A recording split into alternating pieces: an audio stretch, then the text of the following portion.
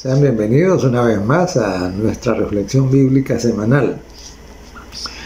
Es siempre un gusto y igual, ¿no? En cada oportunidad que lo hacemos, lo hacemos con la esperanza de podernos encontrar un día en el reino de los cielos. Sin más, vamos a comenzar con la reflexión que nos corresponde para el día de hoy. Como siempre, reconociendo nuestra incapacidad humana, vamos a pedir la ayuda de nuestro Señor. Nuestro buen Dios, por favor, recibe nuestro agradecimiento por la vida. Y te rogamos que nos concedas la gracia, la sabiduría para poder discernir las verdades preciosas que depositaste en la Santa Biblia. Por favor, danos la bendición. En el nombre de Jesús lo pedimos. Amén. Cuando miramos alrededor, no se necesita ser un analista muy avisado, muy profundo, muy genial, para darnos cuenta que el mundo se despedaza. Y claro, ¿por qué decimos eso? No, simplemente porque a cualquier parte del planeta que uno mire hay algo que no está bien y no es algo pequeño. Tenemos incendios enormes, tenemos terremotos, tenemos inundaciones en otros casos, pero no solo en el mundo físico, sino también tenemos inmoralidad extrema y a cielo abierto, como nunca antes hemos tenido. Tenemos guerras crueles, algunas que se publicitan bastante y otras de las que casi no se dice nada, y tenemos aún es triste tener que decirlo o reconocerlo, aceptarlo, pero todavía seguimos teniendo algunas modalidades de esclavitud hoy en este tiempo moderno, ¿no? Ahí claro, igual vemos miseria, pestes, países enfrentados diplomáticamente por todos lados, ¿no? Recientes las noticias de los enfrentamientos entre Argentina y México, entre México y Ecuador, incluso entre Argentina y Chile, y claro, Venezuela con otros, ¿no? Entonces, en general, hay una, como diría yo, un enfrentamiento diplomático, una incomodidad que se amplía cada vez, ¿no? Y que se vuelve más común. Economías quebradas, hambre, y bueno, en realidad no es mucho una figura, sino una realidad, decir que el mundo ya no aguanta. Y claro, nuestra misión es ayudarle a reflexionar al respecto, ¿no? A mostrarle de que ciertamente este mundo ya no aguanta, que está muy próximo a colapsar definitivamente, pero que igual que como cuando hay la demolición de un edificio viejo que ya no sirve, que en realidad es una amenaza para construir uno nuevo, nos encontramos en una situación parecida. Este planeta es como ese edificio viejo que necesita ser demolido para poder construir uno que sea nuevo y uno en donde todas las cosas viejas hayan pasado, todo lo que causa problemas desaparezca. Eso es precisamente la esperanza que la Biblia nos presenta, ¿no? Es la buena noticia que el Evangelio nos trae. Decir que esto no será algo que sea un logro humano, porque el hombre no puede, pero es una tarea divina. Y la misión que tenemos es precisamente anunciar que este mundo se va a terminar, pero también anunciar de que hay salida, y que la salida la encontramos precisamente en el Evangelio de Jesucristo. Y por supuesto, volviendo a la idea esta de que el planeta ya no aguanta, leemos en la carta de Romanos, de Pablo a los Romanos, en el capítulo 8 y el verso 22 dice: porque sabemos que toda la creación gime a una, y a una está con dolores de parto hasta ahora. Exactamente, eso es lo que estamos viendo, ¿no? Lo que estamos viendo es esto, estamos viendo que el planeta está así, está con dolores de parto, ¿verdad? Entonces, y que ya no aguanta. Es maravilloso, ¿no? Como estas cosas que fueron escritas hace 2000 años más o menos, tienen tanta actualidad ahora.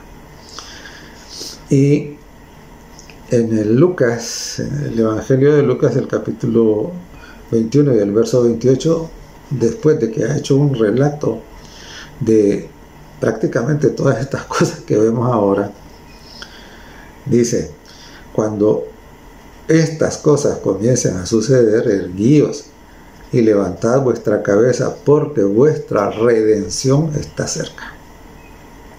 Entonces, claro, esa es la buena noticia. La buena noticia es que la redención está cerca. Muy pronto, lo que vemos ahora va a llegar a su fin. Va a llegar a su fin. Y entonces algunos piensan y nos dicen, nos acusan de estar locos, de ser fanáticos y de otro montón de cosas. Pero le diré algo. Exactamente los escenarios que fueron planteados en la Biblia acerca de cuál sería la situación moral, la situación planetaria, la situación, de relaciones internacionales, etcétera, las situaciones de salud, las situaciones ambientales, exactamente los escenarios que se describieron hace más de 2000 años y más, porque también lo hicieron los profetas del Antiguo Testamento, son los que estamos viendo ahora. Exactamente. ¿Y sabe qué? No solo son los que estamos viendo ahora, ¿verdad? Pero eso nos dice que precisamente la palabra de Dios es real, no es como algunos piensan, ¿no? Algunos piensan que son mitos con enseñanzas morales solamente y que no hay realidad en esto. No, Señor, no es así. Eso es parte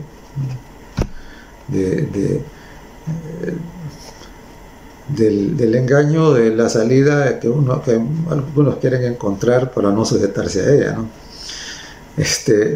No es así. Y claro, es increíble como la historia testifica del cumplimiento exacto, ¿no? de lo que Dios anunció. Y esa es la esperanza y la seguridad que tenemos, que así como se ha cumplido ya la mayor parte de la historia, se va a cumplir esta pequeña parte que falta, ¿verdad? Así que ánimo, adelante, no desconfíe de la palabra de Dios. Y dice el Evangelio: cuando veáis que todas estas cosas comienzan a suceder, todas estas que hemos comentado antes, erguíos, dice, levantad vuestras cabezas, porque vuestra redención está cerca. Y es interesante porque en el libro de Apocalipsis, en el capítulo 3, precisamente, el Señor Jesucristo, dirigiéndose a la etapa histórica de la iglesia que corresponde a este tiempo, que es la de la Odisea, le dice, estoy a la puerta y llamo. Es decir, él ya no está lejos, él está a punto de aparecer. Dice, estoy a la puerta. Estar a la puerta quiere decir que es en un momento entonces nosotros no debemos olvidar, ¿verdad?, que la segunda venida de Cristo, que es precisamente la que va a hacer colapsar todo este sistema de maldad, de pecado, de corrupción, de degeneración, entonces no está lejos, ¿verdad? El testigo fiel y verdadero, como Jesús se presenta a la iglesia de la Odisea, dice, estoy a la puerta, ¿verdad? Además, tanto al inicio como al final del libro de Apocalipsis, que es precisamente el último libro y el que describe cómo este planeta va a terminar, dice claramente, ¿no? Ciertamente vengo en breve, dice, vengo pronto, ¿verdad? Muy bien. Ahora, ¿cuál va a ser el destino del planeta? Está claro, ¿no? ¿Verdad? Pero la pregunta es, ¿cuál va a ser su destino? Suyo como persona. Y el mío. Esa es la pregunta, ¿no? Y el de cualquiera. ¿Qué va a pasar? Mire, Dios es un Dios maravilloso, es un Dios bueno, Dios santo, Dios amante. Y no es la voluntad de Dios que nadie se pierda. Nadie está predestinado para perderse. Dios quiso predestinar esta raza para salvación. Pero nosotros nunca debemos olvidar que esta es la relación que Dios espera tener con nosotros, es una relación de amor, y que el amor no puede existir sin libre albedrío. Aunque el Señor quiere salvarnos, Él respeta nuestra decisión y respetará nuestra decisión. Él la respeta. Y precisamente por eso es que Él no nos obliga a aceptarlo. Y claro, lo que Él hace es invitarnos y darnos advertencias, darnos consejos, mostrarnos el camino y decir, venga. Y oiga usted lo que el Señor dijo en Deuteronomio, el capítulo 30 y el verso 19. Oiga lo que dice. Dice, a los cielos y a la tierra llamo por testigos hoy contra vosotros, que os he puesto delante la vida y la muerte, la bendición y la maldición. Escoge pues la vida para que vivas tú y tu descendencia. Eso es lo que Dios quiere hacer con usted. ¿Ah? Es increíble, ¿no? Y yo siempre, no sé, me extraña cómo funciona la mente humana. Y claro, no puedo menos que pensar que precisamente funciona de esta manera porque está lisiada, ¿no? Necesita una terapia espiritual, porque todo el mundo que se enferma y que le anuncian que si no hace algo, su muerte puede estar a la vuelta de la esquina, todo el mundo se angustia y es muy rara la gente que acepta la muerte con naturalidad. Nadie quiere morir prácticamente. Entonces, claro, ven a la muerte como una derrota y nadie quiere morirse. Sin embargo, el único que le puede garantizar la vida eterna es Dios. Pero ante la oferta de la vida eterna por parte de Dios, no les importa. No les interesa, lo desprecian. O sea, es ilógico, ¿no? Que no se quieren morir, pero desprecian la vida eterna. Y claro, la vida eterna que el Señor nos ofrece no es como la vivimos ahora.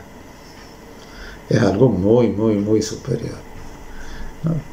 Entonces, volviendo, Dios no va a obligar a nadie, no, porque Él espera que nosotros respondamos por amor a sus manifestaciones de amor, que han sido enormes. La mayor manifestación de amor de parte de Dios para nosotros es su disposición a ir a la cruz, a sufrir toda esa angustia mental previa, la tortura, y entregar su vida en la cruz del Calvario para que nosotros tengamos oportunidad de vida eterna, para pagar la deuda que tenemos nosotros, la deuda espiritual que tenemos con la ley del universo, la ley de Dios. Entonces, claro, esa es la mayor manifestación de amor, ¿verdad? No de balde Jesús dijo en San Juan: nadie tiene mayor amor que este, dijo, que uno ponga su vida por sus amigos, ¿verdad? Entonces, claro, Dios ha demostrado hasta la saciedad que nos ama, que lo ama usted que está oyendo, ¿verdad? Entonces, claro, pero Él respeta nuestra decisión, ¿verdad? Entonces, claro, en este asunto de hacer una decisión por Jesucristo, hay bastantes, bastantes pensamientos, razonamientos y claro, excusas. Pero, mire, Dios está ansioso de que nosotros respondamos positivamente a su amor. Y claro, el planeta va a colapsar, entiéndalo por favor, no está lejos ese momento, ¿verdad? Y Él ahora nos dice y nos recuerda las mismas palabras que le dijo a los habitantes de Sodoma,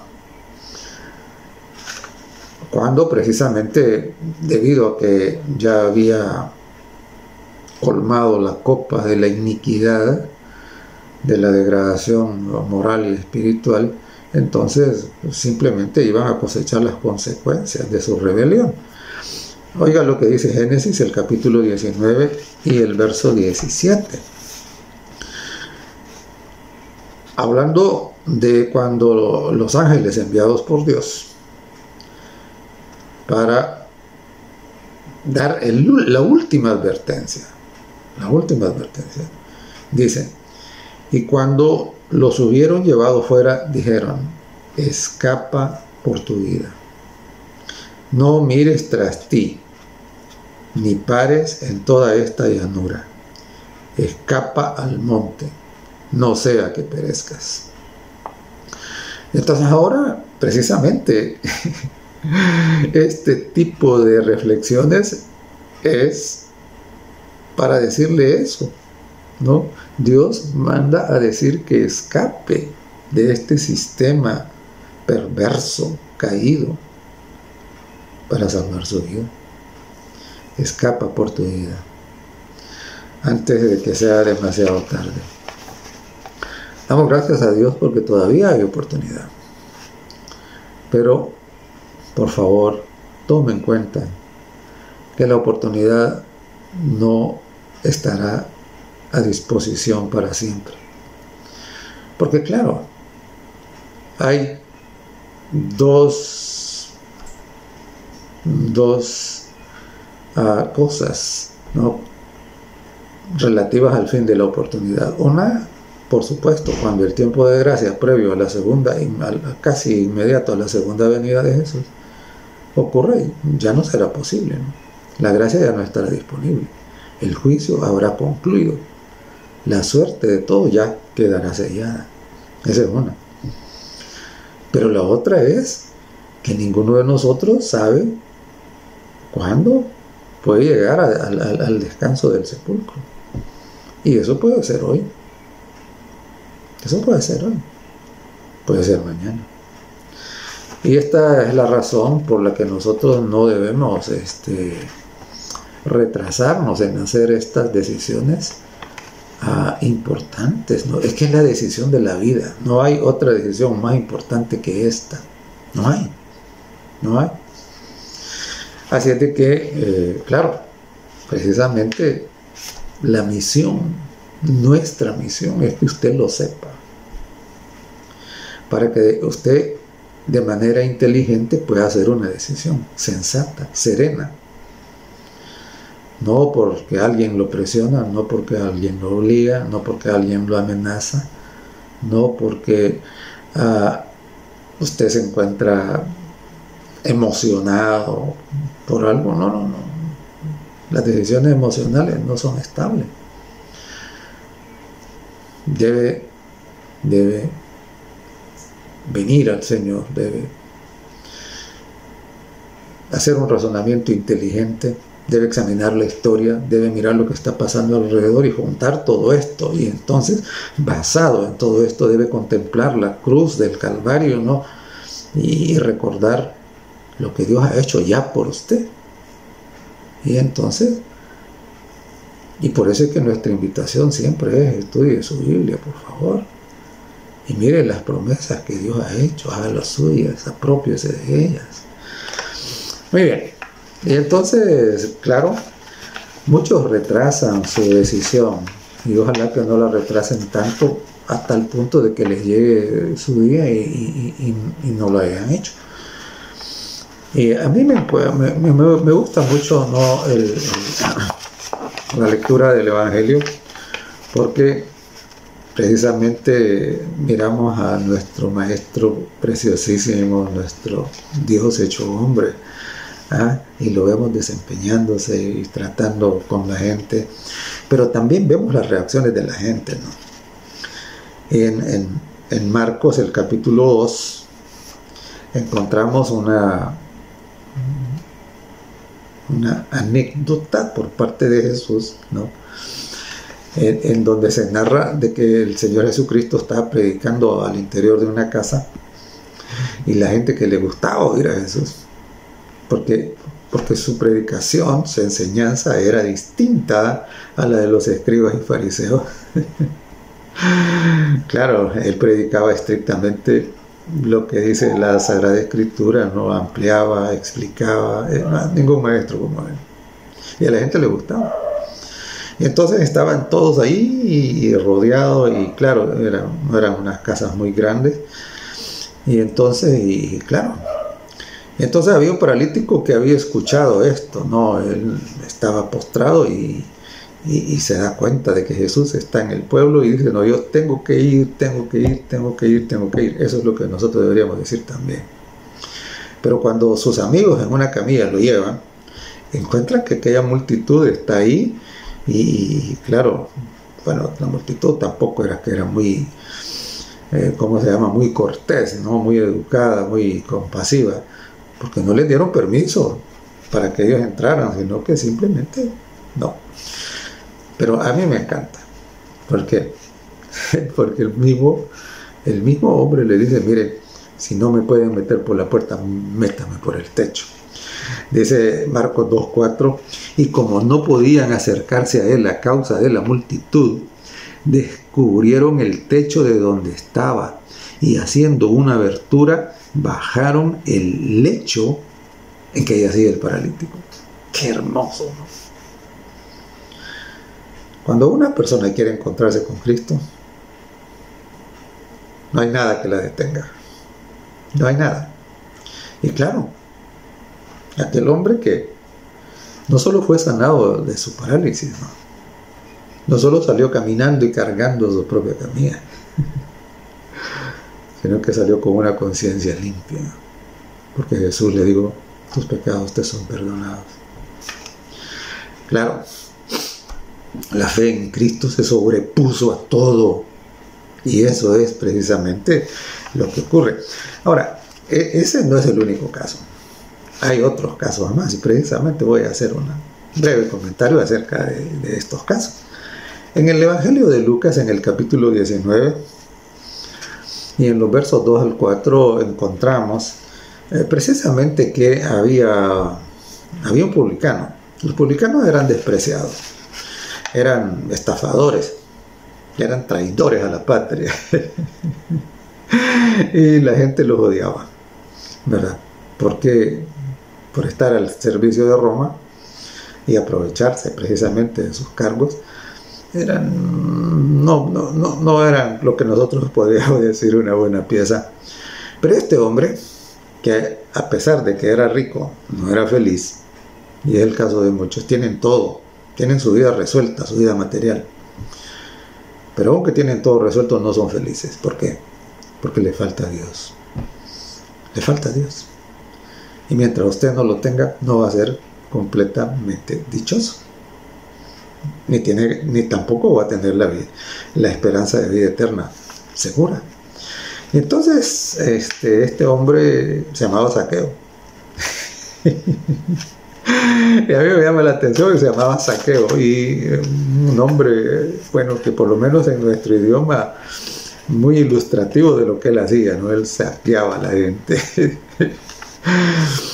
Y dice: y sucedió que un varón llamado Zaqueo, que era jefe de los publicanos y rico, procuraba ver quién era Jesús, pero no podía a causa de la multitud, pues él era pequeño de estatura. Y entonces, claro, el Señor Jesucristo venía y la multitud había salido para verlo, para encontrarlo, y por supuesto este hombre atrás, y esta multitud que lo despreciaba, que lo odiaba, y al mirarlo más evitaban que él lo pudiera ver a Jesús, ¿no? Pero es admirable, ¿no? Es admirable, porque él era chiquito, era pequeño de estatura, pero dice que corriendo delante, o sea, él vio en qué dirección iba Jesús, y entonces miró hacia allá por donde iba a pasar el Señor Jesucristo, y dice que salió corriendo adelante, dice, subió a un árbol sicómoro para verle, porque había de pasar por ahí. Entonces es interesante. Imagínense, un rico no puede ver a Jesús porque la multitud no lo deja. Y claro, igual que allá con el paralítico, la multitud se oponía, ¿no? Y tenga cuidado usted con las ideas de la multitud. Porque algunos son impedidos por la multitud, no físicamente, pero ideológicamente, ¿no? Y entonces, por las modas de pensamiento, por las filosofías, por la ciencia, entre comillas, ¿no? Entonces, ten cuidado con eso. Pero este hombre no dice: a mí la multitud no me va a impedir ver a Jesucristo. Corrió y se subió en el árbol. Y qué lindo. Subido ahí en el árbol, en donde los demás podrían haberse burlado, Jesús lo ve y le dice: Zaqueo, bájate de ahí, porque esta noche voy a cenar en tu casa. ¡Ay, qué lindo! Entonces, claro, recuerden, al que quiere encontrarse con Jesús, no hay nada que lo detenga. No hay multitud que lo detenga. Si es necesario romper el techo, lo rompe. Si es necesario subirse a un árbol, se sube. No hay nada. Veamos otro caso. En Lucas, siempre en el Evangelio de Lucas, en el capítulo 8, encontramos el caso de una pobre mujer. Dice los versos 43 al 45. Pero una mujer que padecía de flujo de sangre desde hacía 12 años. O sea, 12 años ya se siente. Pero desde hacía 12 años. Y dice, había gastado en médicos todo lo que tenía. Y por ninguno había podido ser curada. Prácticamente esta pobre mujer había intentado todo lo que humanamente posible se puede hacer y no había encontrado solución a aquello que angustiaba su vida, y que no solo la angustiaba, sino que la amenazaba también. Entonces, qué vida más terrible, más pobre llevaba esta pobre mujer, ¿verdad? Esa era la situación. Igual es la situación de muchos ahora, ¿no? Ya han gastado todo lo que tienen, y digo gastado no solo en dinero, pero también gastado sus energías, experimentando esto, experimentando lo otro, buscando saciar su necesidad afectiva, su necesidad espiritual de diferentes maneras, experimentando cosas, y no, eso no les ha resuelto, ¿verdad? Entonces, dice, por ninguno había podido ser curada. Pero entonces, dice, se le acercó por detrás y tocó el borde de su manto. Y al instante se detuvo el flujo de su sangre. Entonces Jesús dijo, ¿quién es el que me ha tocado? Y negando todos, dijo Pedro y los que estaban con él, Maestro, la multitud te aprieta y oprime y dices, ¿quién es el que me ha tocado? Es interesante, ¿por qué? Porque de nuevo encontramos aquí la multitud. Es que Jesús no iba solo. Jesús iba en medio de una gran multitud. Y dice Pedro y los demás que la multitud apretaba a Jesús, es decir, iban topados con él. Y esto debe hacernos entender que esta pobre mujer, para llegar hasta tocar el borde del manto de Jesús, tuvo que meterse entre esa multitud, tuvo que hacer fuerza, quién sabe cuántos codazos, cuántos apretones, o quizás cuántas patadas también pudo recibir, no sabemos. Pero lo que sí sabemos es que pasar a través de una multitud no es fácil. Pero esta mujer lo hizo, porque sabía, ya todo sabía que humanamente no había una solución para ella. Ya lo había experimentado todo. Y ella está dispuesta a meterse. Y no importa lo que la multitud pueda empujarla, pueda darle codazos, pueda hacer lo que sea, no importa. Pero estaba dispuesta a seguir hasta llegar a tocar el borde del manto de Jesús. Y claro, de nuevo Jesús reconoce, porque él hace la diferencia entre el toque de fe, el que usted debe hacer, y entre esa relación casual sin fe, que no para en nada, ¿verdad? Muchos tienen su religión como simplemente un elemento más de su cultura. Permítame decirle que esa religión, si solo es parte de su cultura, y no importa cuál religión sea, no sirve. Porque para usted no es un elemento salvador. No es. Usted tiene que acercarse a Jesucristo con fe, con esa entrega, creyendo su palabra, aceptando su autoridad, dándole espacio para que reine en su vida. Ese es el toque de fe. Este es el que hizo la mujer, y este es el que le devolvió la salud, la sanidad, la dicha y el perdón. Porque el Señor Jesucristo, cuando le seguimos leyendo en el capítulo, dice, hija, mire qué lindo, le dice, hija, tu fe te ha salvado. Qué lindo. Esas palabras también son para usted. Si usted quiere dar ese toque de fe, también son para usted, ¿verdad? Dios quiere salvarlo, pero usted necesita estar dispuesto a meterse entre la multitud si es necesario, a subirse al árbol si es necesario, a entrar por el techo si es necesario. O sea, recuerden, nada debe detenernos para ir a Jesús. Y en Lucas, el capítulo 18 y los versos 36 al 39, tenemos otro caso. Me encantan estos casos porque son aleccionadores, ¿no?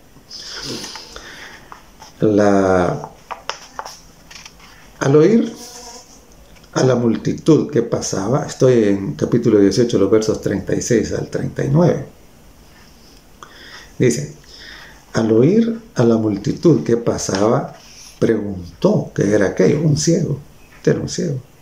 Entonces, claro, él no miraba, pero de nuevo aquí tenemos la multitud. Él no miraba, pero él oía, y claro, a mí me sorprende, ¿no? El desarrollo auditivo que desarrollan los ciegos. Es increíble.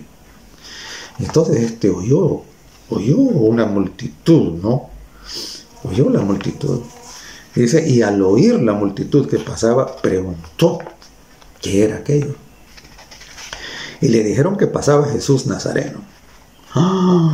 Entonces, él se da cuenta que ahora tiene una oportunidad, que puede ser la oportunidad de su vida.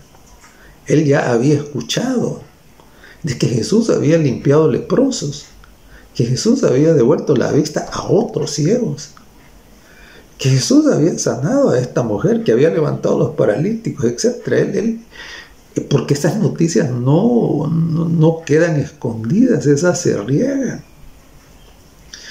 Y entonces él había escuchado, y entonces cuando le dicen que Jesús Nazareno es el que va pasando, y que por eso es que va una multitud ahí, es interesante, ¿no? Porque de nuevo encontramos ahí a la multitud. Y entonces dice, en el verso 38, entonces dio voces, dice, diciendo, o sea, gritó, comenzó a gritar, Jesús, hijo de David, ten misericordia de mí. Y, oiga, dice, los que iban delante le reprendían para que callase. Imagínese usted, la multitud. En vez de decirle a Jesús, mira que hay un ciego que te está llamando. Ve, en vez de decir eso, la multitud lo que le dice, cállate, deja de gritar. Eso es lo que cuando dice que daba voces, en otras versiones dice que clamaba, y en otras más actualizadas dice que gritaba, Jesús, hijo de David, ten misericordia de mí. O sea, la multitud, parece que la multitud es un gran estorbo, ¿no? Y por eso es que Jesús dijo que la multitud va por el camino ancho, pero que los salvos van por el camino angosto, o sea, no van por donde va la multitud. Y esto es importante, importantísimo, ¿verdad? Entonces la multitud le decía, cállate, deja de gritar, pero de él dice que ante lo que la multitud decía, dice, él clamaba mucho más duro gritaba. Más duro gritaba, hijo de David, ten misericordia de mí. Y entonces, claro, mire, Jesús escucha el clamor. Entonces Jesús se acercó a él y le dijo, ¿y qué quieres que te haga? Y él le dice, Señor, que reciba la vista. Y qué lindas las palabras de Jesús. Le dice, sí, como crees te sea hecho, le dijo. Y le devolvió la vista. Sí, Señor. Nosotros necesitamos que nuestra vista espiritual nos sea devuelta. Mire, el mundo nos ha puesto un velo que no nos permite ver las cosas como son. Creemos que el mundo es simplemente material. Y las ideologías mundanas nos han torcido nuestro entendimiento. Y no podemos ver las verdades trascendentales, lo que va más allá de lo que se ve, pero que es real, pero que existe y que es determinante para nuestro futuro, ¿no? Para nuestro presente también. Entonces, claro, necesitamos recibir la vista, esa vista espiritual. Entonces, claro, ¿verdad? Y voy a comentar un último ejemplito y haciendo una aclaración. El comportamiento de Jesús en este último ejemplo que voy a comentar tenía como propósito romper, desinstalar de la mente de sus discípulos. Esta era una gira, prácticamente lo que nosotros le llamaríamos una gira educativa, que Jesús estaba haciendo con sus discípulos, ¿no? Él necesitaba que ellos abandonaran ciertas ideas con las cuales habían crecido. Y lo mismo necesitamos nosotros. Necesitamos abandonar muchas ideas con las cuales hemos crecido, y precisamente porque como crecimos con ellas, fueron instaladas en nuestra mente desde nuestra tierna edad.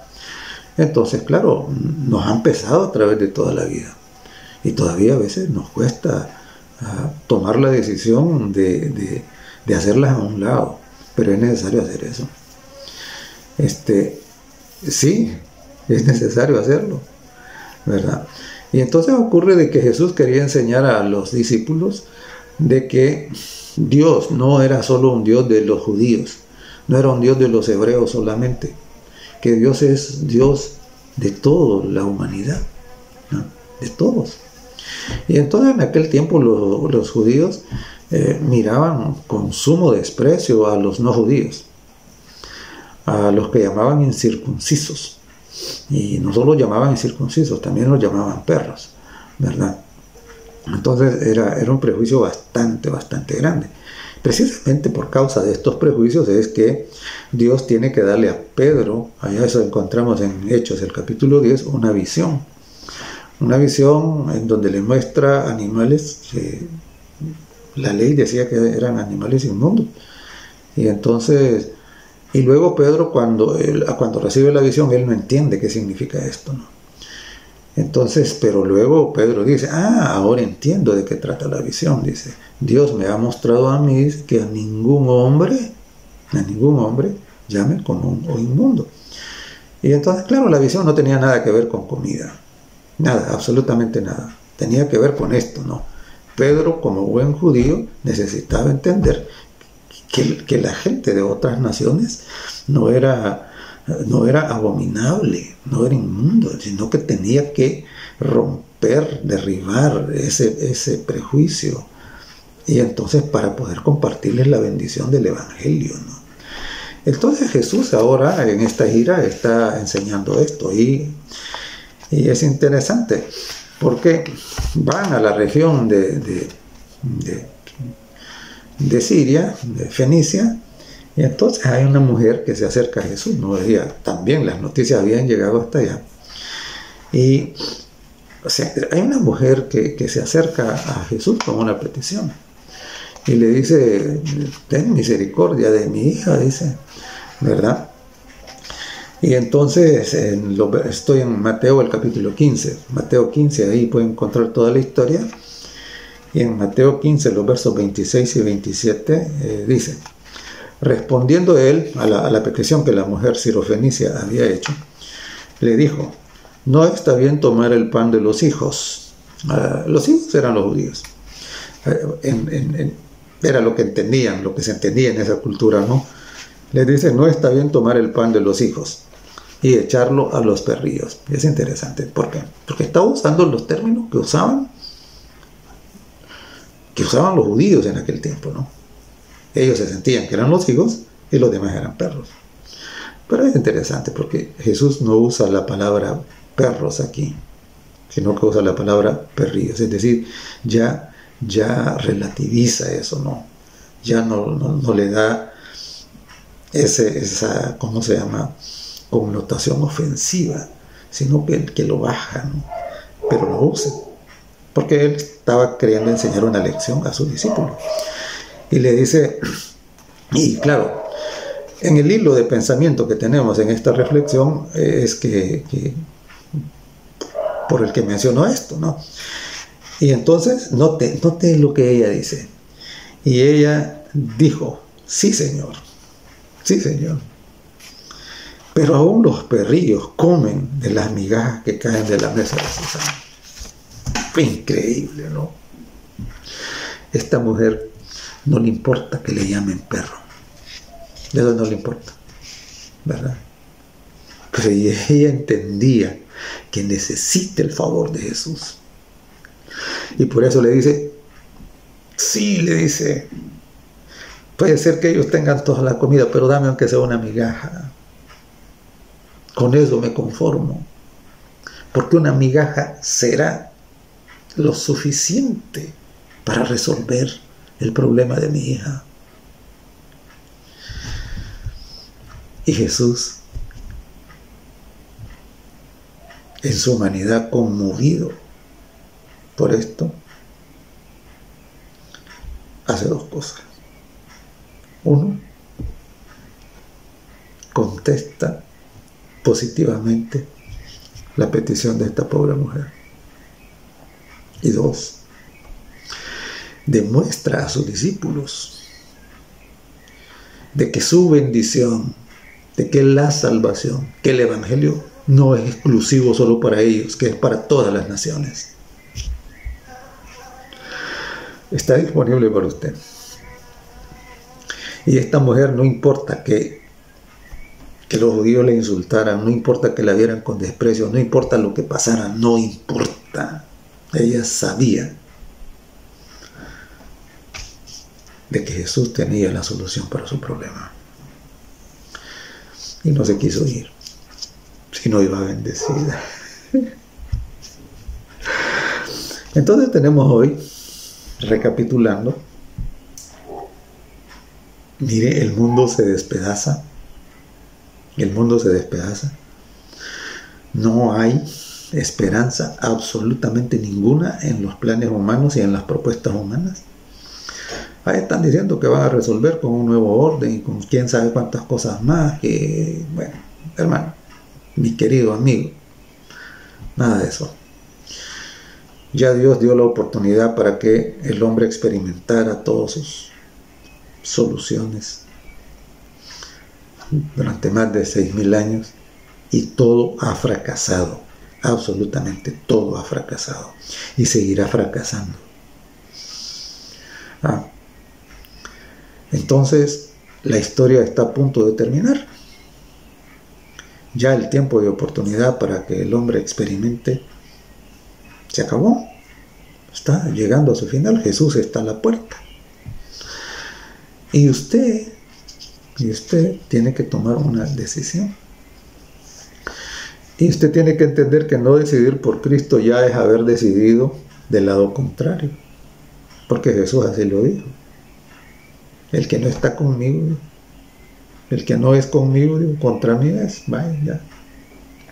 Claro, el Señor no lo va a obligar, quiero insistir en esto, ¿no? Dios no lo va a obligar. Pero usted tiene que decidir. ¿Y cuándo?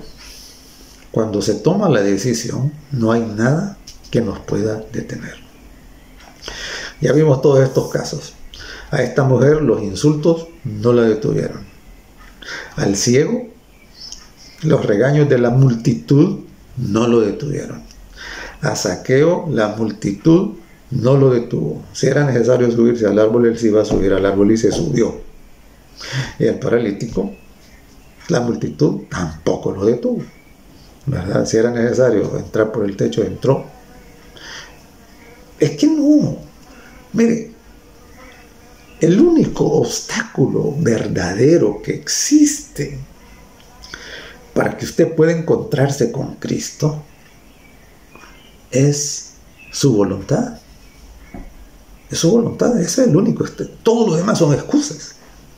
Todo lo demás son excusas. Solo el único obstáculo verdadero es su voluntad. En San Juan, el capítulo 7 y en el verso 17 dice así: el que quiera, ojo, el que quiera hacer su voluntad, el que quiera hacer la voluntad de Dios, dice, conocerá si la doctrina es de Dios o si yo hablo por mi propia cuenta. Claro, es que ahí está el asunto. El asunto no está en la multitud. Ya vimos que la multitud, aunque quieran detenerlo, no nos pueden detener. No pueden. Porque es todo un asunto de adentro. Todo un asunto, una decisión íntima en nuestra mente y en nuestro corazón. Entonces, El Señor es bien claro, Él dijo bien clarito, ¿no? El que quiera obedecer, ya conocerá de la doctrina. Ahí está el asunto, ¿verdad? El que quiera, dice, hacer la voluntad de Dios, conocerá si la doctrina es de Dios o si yo hablo por mi propia cuenta, ¿verdad? Ahí está. Y es interesante porque en un encuentro que Pablo tuvo con un alto dignatario, después de que Pablo le ha expuesto precisamente el plan de salvación, la oportunidad que todavía tenía para hacer esa decisión, que repito, es la decisión más importante de toda la vida. Entonces ahora estoy en Hechos del capítulo 22 y el verso 18, dice: ahora pues, ¿por qué te detienes? Levántate y bautízate y lava tus pecados invocando su nombre. Claro. Y yo hago mía y le paso a usted esa invitación. Ahora pues, ¿por qué te detienes? Si usted no ha hecho la decisión esta, ¿no?, de entregar su lealtad al Señor Jesucristo, de aceptar a Él como su único y suficiente Salvador, reconocer su autoridad, expresar en su palabra, ¿no?, hacer suya las enseñanzas de la Biblia y permitirle que Dios haga el milagro de transformarlo en una nueva criatura. No se detenga.